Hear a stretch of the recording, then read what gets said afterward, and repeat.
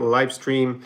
Today is 16th of March. It's my Sunday live stream. And if you're new to this channel, because this is a new channel compared to my other lifestyle content, this is Connor Klein Geopolitics, and we're going to focus on the happenings in the Russo-Ukrainian war here. My name is Connor Klein, and I'm an expert in international relations. Actually, I have an academic background in it. I studied many moons ago at Johns Hopkins University at their School of Advanced International Studies. And I had a specialization in strategic studies. That means things to do with military strategy, and also a focus on, see, my hair is a little bit wild this morning in one corner. Let's see if I can fix that. And I had a focus on what was at the time called the New Eurasia, which probably isn't the best expression in terms of whether you're pro or anti Russian imperialism nowadays, but basically it was countries like Russia, Ukraine, Central Asia, like Kazakhstan. Didn't really focus on the three Baltic states. They were already considered out of that kind of spectrum, I guess, Moldova, countries like that. So that is my academic background. And later on, I worked as a lawyer at the European Commission, so I had a good bit of contact with trade issues to do with Ukraine in particular. And after that, I actually moved to Ukraine, spent many years there. I would say in total, I've spent maybe 5-6 years in Ukraine. I was there on the 24th of February 2022. I evacuated and then came back just a few weeks later when Ukraine had not capitulated and fallen and been overrun by Russia, as had been expected by just about everybody, whether they were pro-Ukraine or pro-Russian or neutral at the time. And now I spend maybe half my time in Ukraine, half my time outside of it. I speak Ukrainian and Russian, some other regional languages. So I can give you a more unique and informed perspective on what is going on in the Russo-Ukrainian war, because unlike nearly every other commentator, I actually spend a lot of time on the ground and can actually read the original resources as well, not depending on some weird AI interpretation or dubbing like you see on Lex Friedman's podcast. I could actually just listen to what was originally said in Russian and Ukrainian. So that is my background and why I have started this second channel. So I had a soft launch, I guess, last summer when it was mainly in Ukraine, and I've actually been producing a lot more in the last month or so. This channel is growing reasonably quickly. I think it's doubled in the last 10 days in terms of subscribers and view hours. So definitely, if you're not subscribed, then hit that subscribe button and we'll push it to the next milestone, which is going to be 1,000 subscribers.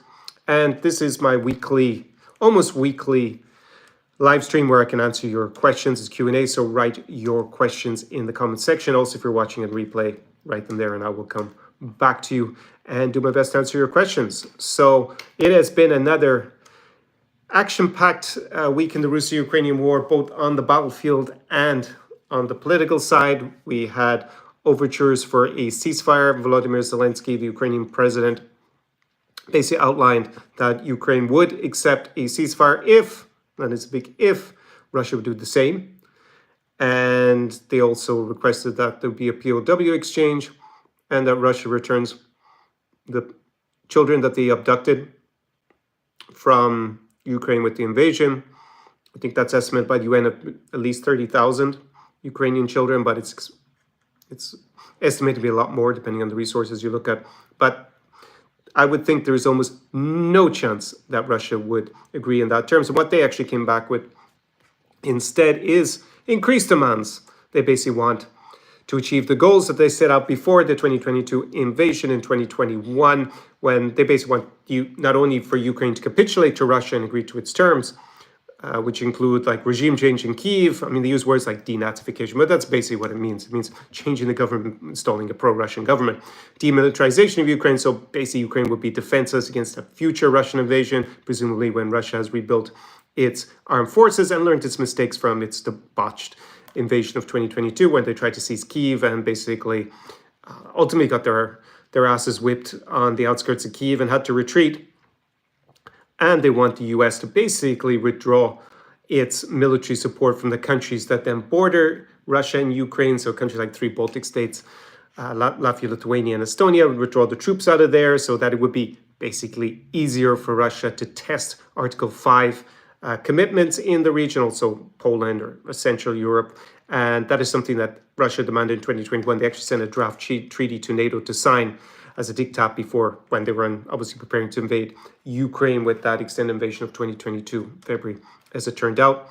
So Russia just basically demanded more, because I have to say that it's only logical from Vladimir Putin's point of view. If you have a new president of the White House who seems desperate to get a deal, any deal, and any ceasefire in any terms, then of course you're just going to demand a lot more stuff. And yeah, if you get it all, I guess at a certain point he'll just declare a ceasefire if he's able to declare victory. And it wouldn't even be just a declaration, but actual victory in terms of strategic goals. But there's zero chance that Ukraine is going to agree to that at the moment, because they haven't lost on the battlefield. And why would they have fought for the last 3 years if it just meant submitting to Russia's demands? It would make zero sense. And they certainly don't need Donald Trump to assist them in capitulating. They could do that on their own if they were interested. So on the battlefield, we've also seen major developments in the Kursk Oblast. That is a small region of Russia that has been under Ukrainian control since last summer. And Russia made big advancements earlier this week, at the same time when the US cut off intelligence sharing, military support, and even stopped commercial companies from sharing satellite images. Now, it's very hard to know that that actually concretely helped the Russians with their advance. It certainly would have affected Ukrainian morale at the very least, that the US was doing this and basically abandoning them for a couple of days. But Russia launched their new offensive in the Kursk Oblast at the same time as the US took those steps. So it was definitely coincidental at the very least, but probably it affected the Ukrainian defense planning, the fact that they weren't able to see like before in terms of the satellite images and intel.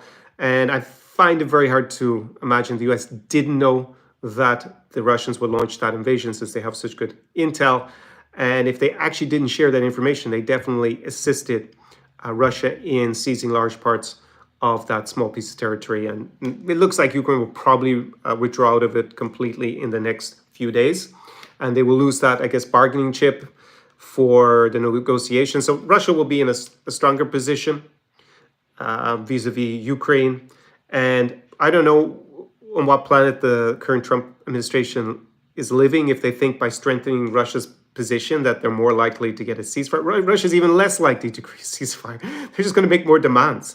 That is what we see them do every time that Donald Trump has given away a lot of the bargaining chips, like potential accession to NATO for Ukraine. Even if they're not serious about it, we're taking it off the table before they even start the negotiations, and excluding Ukrainians from the negotiations, and basically having some sort of grand deal and trying between the US and Russia to restore relations between Russia and the US.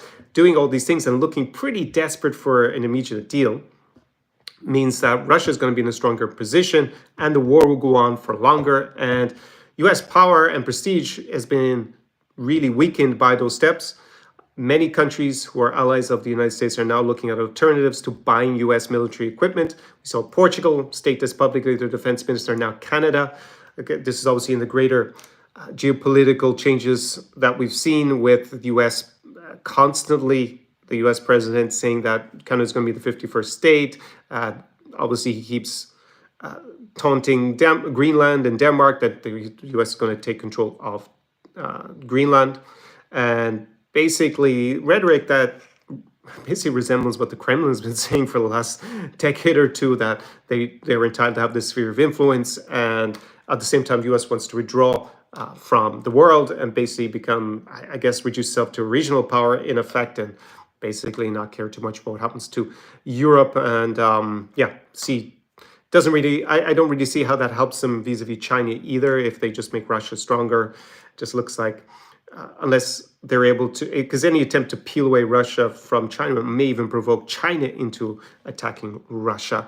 The Russian Far East is very poorly defended and basically has a low population density. So that there are, without turning this little live stream into a little bit of a, I guess, I wouldn't say conspiracy theory, but more fantasizing a little bit about all the downstream effects of all of this, that obviously there's a lot of unknowns about.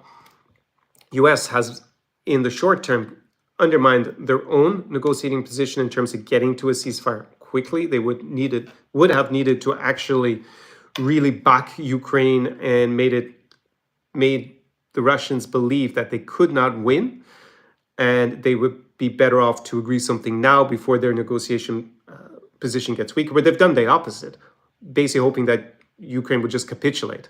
And Ukraine doesn't look like it's going to do that. And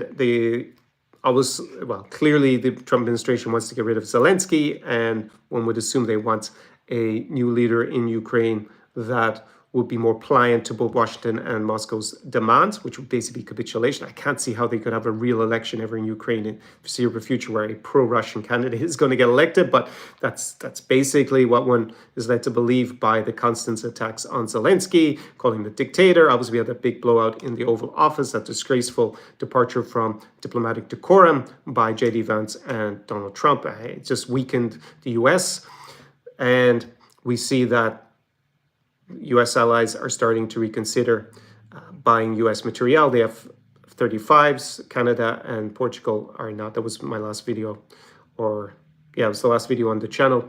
They are now reconsidering those. And the big problem is that since U.S. is basically trying to undermine its ally in its hour of need, that would be Ukraine, even if Ukraine is not in NATO, it also weakens the credibility of NATO Article 5 protection and the value of investing in buying U.S. weapons, which has always been a quid pro quo, an implicit quid pro quo for U.S. security and for the U.S. security umbrella, that countries like in Western Europe and Canada, they buy U.S. military equipment instead of developing their own. But if the U.S. has demonstrated that they're willing to cut off intel, and also I think they also stated that they would cut off supplies or some parts for the F-16s that Ukraine has as well, that would not even come from the US. They're actually sent by other European allies because they're older planes. So why would you buy an F-35 even if it doesn't have some sort of kill switch where they could actually just immobilize it remotely? The fact that they wouldn't supply the upgrades, that they would cut off your intel, that they would cut off the supplies, the financial aid, if you were in your hour of need, it's not a very good sales point, because basically if you invest in the F-35, you've got to invest in the infrastructure, that you get the updates, that the cybersecurity would be maintained by the US, that they would continue to supply you with intel, that you're basically buying into a complete security apparatus. So that has been undermined. And the fact that we see countries reconsider is no surprise, something I predicted about 10 days ago on my channel. And it's going to cost the United States trillions of dollars in future arms sales. It's not like no one's going to buy their arms, but buying into the really expensive, sophisticated stuff, it doesn't make any sense if, on the whim of the US president, because he now wants to be buddies with your adversary, they all get switched off, or it becomes basically like just expensive junk. No sensible leader is going to invest in that if they can find alternatives. So that is something to watch this week as well. I'm going to expect more countries to announce that they are going to move away from U.S. Weapon systems. This is catastrophic for the U.S. Military-industrial complex, for U.S. jobs, for the U.S. budget. Trillions over the next 2 decades are probably going to be lost. So pretty crazy that the US has made this Putin pivot, as I call it, and they've decided to align themselves more with the interests of Moscow than the interests of Kyiv or of their European allies or Canada. But these are the testing times that we live in. And later on this week, we'll probably see a little bit more about Russia basically implicitly refusing the ceasefire. And again, why would they agree to ceasefire if they're going to take back Kursk and probably march into parts of Sumy Oblast? They will feel that they're on a roll, that the US is basically helping them by cutting off support. And, the Ukrainian military has already set up a lot of their defense based on having these US weapons and their weapon systems and their intel, and Starlink as well. We don't know what will happen to that ultimately, even if apparently Poland is paying for it. So it's going to cause a huge diplomatic crisis between Poland and the US if the US cuts it off. And from Russia's point of view, why would you agree to any ceasefire at this point? I mean, it would probably be in Ukraine's favor to have a ceasefire so that they can rearm and maybe mobilize and improve their defenses, getting ready for new Russian assaults, while Russia's kind of, their position has been strengthened in the last few weeks. And Donald Trump seems to be on this self-destruct course for U.S. interests in the region, which is also part of Russia's long-term strategic objectives by undermining NATO solidarity. So why would you disturb your adversary, because Russia sees the US as an adversary. Maybe not the MAGA crowd that's in power at the moment, but how long will they stay in power? In 4 years, they could be back to a different type of government. And obviously Ukraine. So very little chance that we will see any sort of ceasefire from Russia's point of view. It actually looks a little bit more attractive from Ukraine's point of view to actually restock and rebuild their defenses and get ready for Russia breaking the ceasefire and attacking again. But it doesn't look like Russia would agree to that. So as I said a few weeks ago, also on my lifestyle channel, I rated the chances of a ceasefire in 2025 as being between 30 and 40%, but only really towards the end of the year, where Russia would start to run out of money, material, and manpower. However, with the policy of the Trump administration, if Trump next, for some reason, decides unilaterally to lift sanctions, we don't know if that will happen against Russia, then that would help the Russian economy, give it a soft landing, help it finance its war effort even better. So that would undermine that. And I think by reframing the post-Cold War order with US no longer being close to its allies, it's actually helped Vladimir Putin frame the war as being a successful endeavor against the collective West, since now the West looks very fractured and split, at least right at the moment, with J.D. Vance, starting with J.D. Vance at the Munich Security Conference, basically lambasting the US's NATO allies as being the real threat to Europe, because they don't allow pro-Kremlin parties apparently to campaign on the basis that he would like the AfD in Germany, which is the alternative for Deutschland, which Elon Musk, who's obviously playing a leading role in the US government, openly campaigns for. And the Romanian pro-Kremlin candidate has now actually been banned from taking part in the Romanian presidential elections by their constitutional court. I have a video about that on the channel. You can go look at it. Kalin Georgescu, and the fact that they are described by this current US administration as being bigger threats, European democracies to European security, than actually Russia and Ukraine. It just doesn't bode well for US, NATO, and European interests at the moment vis-a-vis Russia. So that is what I will say. We can look out for more diplomatic moves on the ceasefire front, but I just don't see much chance that will happen. I receive sometimes messages from people who are MAGA, and they're talking about, oh yeah, now Trump, he will get the ceasefire.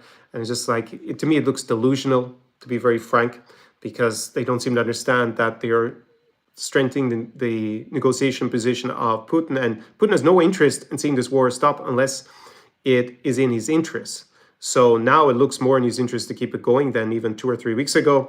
And what he's demanding from Ukraine is a capitulation. So Ukraine's just not going to agree to that unless they're actually about to collapse militarily. And then, well, they will capitulate anyway. So at that point, they would lose, and Russia would take over Ukraine politically, if not complete control of it, and then get ready for the next invasion, which would, it would make strategic sense for Russia then to test the Article 5 commitment in somewhere, either Finland, the 3 Baltic states, Latvia, Lithuania, Estonia, or Poland, the Suwalki Gap. Probably want to see the US actually pull out its troops first, so they don't have to drive around US forces or have them close by. But if Donald Trump next agreed to that, and there's some rumors that he would leave a residual force in Hungary, which is basically not going to be very useful for defending the Baltics. For example, the 3 Baltic states are going to be a long way away. And then if he did that, then it would be almost certain that Putin would test Article 5 and basically prove that U.S. is not going to come to the support of other countries. The last point I'll leave you on is the moves by the 3 Baltic states and Poland to beef up their defenses. They are now considering leaving the conventions against the use of anti-personnel mines and cluster munitions. Lithuania actually already left one of them. I think it was the one on cluster munitions. But basically, they want to mine their borders with Russia. There is the Kaliningrad exclave, the borders with Lithuania and Poland. And they also want to mine the border with Belarus, since Belarus is allied with Russia and allowed Russian troops to transfer through Belarus to attack Kyiv in 2022. So they need to take that risk pretty seriously. And cluster munitions have also proved to be quite effective for attacking troop concentrations. So that could be something that they want to look at, using those kind of weapons. And Poland is also planning to increase their armed forces to 500,000 and to train all adult males of military age. If they want to, they can also take military training. What else is Poland looking to do? They're looking at changing their constitution that their minimum defense spending will be at 4%. So a political party couldn't win. That would be basically pro-Kremlin. I can't see that happening in Poland, but I guess that would be the danger, a bit like in Romania with Galin Georgescu, who's openly pro-Kremlin, being suddenly the leading candidate for the election. Makes no sense to me in Romania. But yeah, I guess to forego or to avoid that potential risk, Poland is going to be spending over 5% of its GDP on defense pretty soon. They have also an issue with the US's undermining of the credibility of Article 5, also turning off the intel and their dependency on US weapon systems that they've been spending a lot of money on. Actually, Romania has been spending a lot of money on as well. They were spending, I looked at the line items from last year of US foreign weapon sales, and Romania spent it was around 8 billion on F-35s and also they had Abraham tanks, all that stuff. It makes no sense to buy them. It'd be reckless at this point. So I'm not sure what it's going to do if they're already committed. But they're also going to have to look at alternatives to US weapons. I know they've been buying quite a lot from South Korea. They may increase that and also look at buying more German weapons and actually increasing their own defense capabilities, internal development, and maybe buying French or Swedish aircraft going forward, because buying these F-35s, well, they're great now that you can't depend on the US. Well, what would Poland do if the US suddenly said, we're going to turn it off because you won't make a compromise with Putin, and now he's, those troops that suddenly have entered Suwalki Gap, we don't know who they are, and Poland's been aggressive, and it sounds mad, but that's basically the line from the White House with respect to Ukraine. He's called Zelensky dictator, basically said that Ukraine started the war and that he needs elections and he would lose them, and Ukraine is.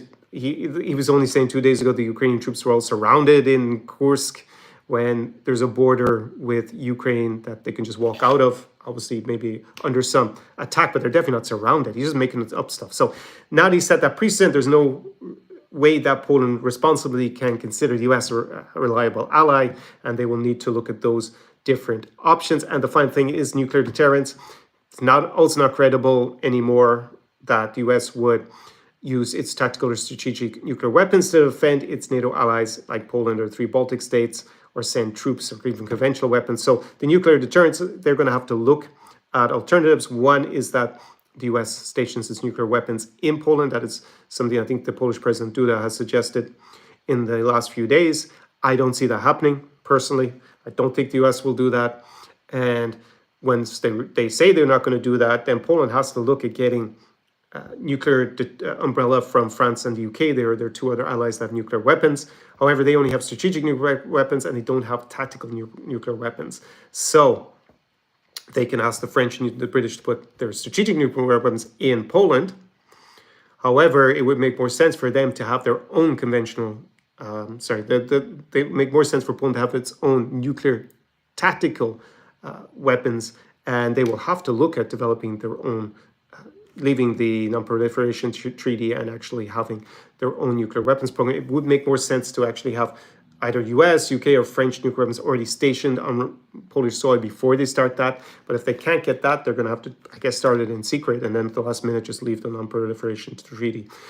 Ukraine will also has to be looking at developing its own nuclear weapons. All that speculation that because they had them back until 1994 in the Budapest Memorandum, when they gave them up in exchange for security assurances, which obviously didn't mean very much since Russia agreed not to breach their sovereignty, and the US also agreed to intervene. And there's also a clause in that Budapest Memorandum: the US can't use economic or military threats to coerce Ukraine, and that's what they basically did in the last 2 weeks against Ukraine by cutting off the intel and the weapon supply. So they breached this, and even back when Trump was in his first presidency, they threatened to cut off military aid or suspend military aid in Ukraine if Zelensky didn't agree to investigate the Bidens. Also violates the Budapest Memorandum. So definitely Ukraine has to, at least in secret, be looking at getting nuclear deterrence for the future. How realistic that is, it's hard for me to say. There's a lot of speculation they could build some sort of very basic nuclear device pretty quickly. Would that be much value to say, hey, we have a nuclear weapon, we're going to fire the 1 or 2 we have at Moscow if you don't leave? Not sure with the huge size of the Russian nuclear arsenal. But yeah, there are some of the options. So if you have some questions, let me know down below. in the comments section, whether you're watching this now or on the replay.